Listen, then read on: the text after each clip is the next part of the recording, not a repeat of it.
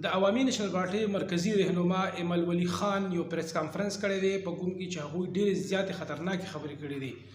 د هغې نه وړاندې ANP یا عوامي نېشنل پارټۍ چېرته داسې موقف مخې ته نه دی راوړی دی. هغه موقف څه دی؟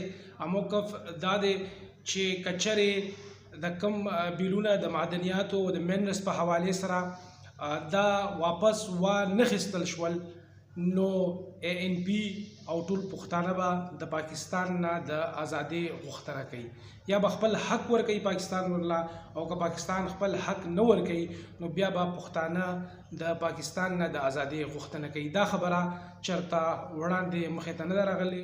اگر اکتوبر کے مہینے تک 18th امینڈمنٹ پہ منون عمل نہیں ہوتا، یہ جعلی بلیں واپس نہیں ہوتی، تو آپ اس ماحول میں، جس ماحول میں آپ سے PLA لڑ رہے، جس ماحول میں آپ سے PLF لڑ رہے، جس ماحول میں ایران آپ کا دشمن ہے، جس ماحول میں افغانستان آپ کا دشمن ہے، آپ کہتے ہیں، نہیں تو میں نہیں مانتا، جس ماحول میں TTA اور TTP آپ کا دشمن ہے، جس ماحول میں داعش آپ کا دشمن ہے، ہندوستان آپ کا دشمن ہے، آپ اپنے لیے ایک اور دشمن خود بناؤ. اگر ہمارے مسئلے اکتوبر تک ہمارے اختیارات نہیں ملتے تو نومبر سے ہمارا تحریک ایک اور قدم بڑھے گا، اور اس کا انشاءاللہ بنیادی نعرہ ہوگا کہ یا ہمیں حق دو یا ہمیں آزادی دو. پاکستان کی خاطر ہم بڑی قربانیاں دے چکے ہیں، پاکستان کی خاطر ہم بڑی چیزوں پہ آگے بڑھ چکے ہیں، لیکن اگر وہی پاکستان میرے قوم کے بچے کا نوالہ لے کر جاتا ہے، میرے قوم کے بچے کا کپڑا لے کر جاتا ہے، میرے بچے کو ننگا چھوڑتا ہے، بھوکا چھوڑتا ہے، ویران جگہ میں چھوڑتا ہے، تو پھر ایسے پاکستان کو میرے خیال میں ہمیں اس سے بغاوتی بہتر ہے. سوچ لے. انشاءاللہ آج ہمارے مشاورتی اجلاس میں یہ سب فیصلے ہو گئے ہیں. اب اس پہ انشاءاللہ عمل شروع ہے. میں یہ واضح کر دوں کہ ہم ایک تپڑ والے ہیں. یاد رہے، میں بذات خود اپنے والد کے ساتھ یہ وعدہ کر کے گھر سے نکلا ہوں کہ انشاءاللہ اپنا سر حاضر کروں گا، لیکن قوم کا یہ حق ان فوجیوں کو چوری کرنا نہیں.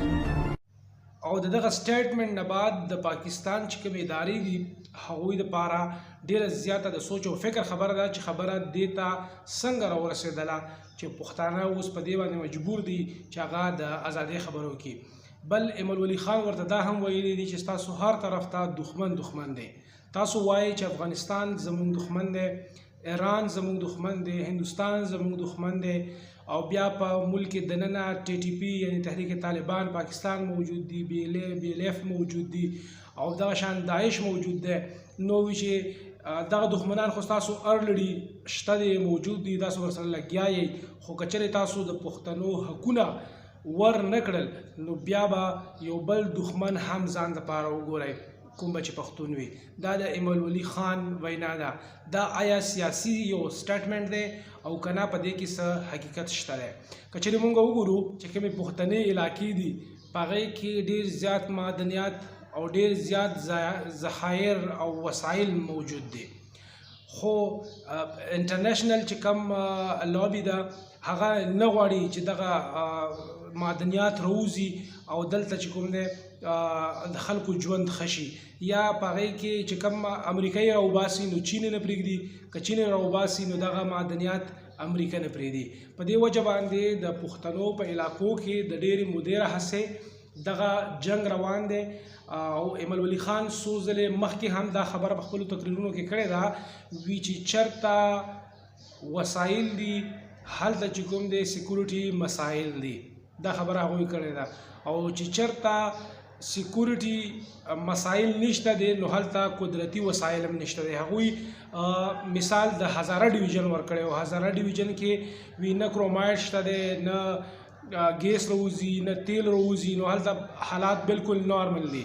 خو که چېرې مونږ قبایلي علاقې وګورو نو په قبایلي علاقو کې ډېر زیات معدنیات پراته دي، نو د هغې وجې نه هلته وی ډېر زیات سیکورټي خدشات دي، هلته طالبانایزیشن دی، هلته مختلف قسمه ګوندونه راوچت شوي دي، او امن و امان صورتحال ښه نه دی. دا څومره خطرناک سټیټمنټ دی چې ایمل ولی خان ورکړی دی.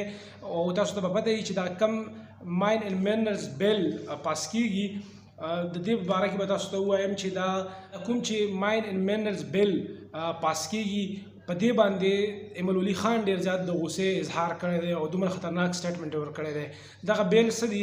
دغه بیل دا دي چې یو قومي اداره جوړه شوې ده د کاروبار دپاره او د روزګار دپاره چې کوم د بهر نه خلک راځي، بهر ملکونو نه لکه هغه چاینا، امریکا، رشیا وغیره وغیره، ایران، چې کوم بهر ملکونو نه انویسټر راځي او هغوی دلته غواړي چې انویسټمنټ وکړي، نو هغوی دپاره یو اداره جوړه شوې ده چې مختلفو ځایونو ته به نه ځي، بس یو دروازې دننه یو چت دننه به هغوی ته ټول کوم قانوني پروسس دی یا قانوني کاغذونه دي هغه به ورته میلاویږي او هغوی به بیا کار کوي او دلته به روزګار کوي. خصوصي توګه باندې چې کوم وسایل دي، معدنیات دي، ذخایر دي، د هغې د راوباسلو په حوالې سره دغه یو اداره جوړه شوې ده.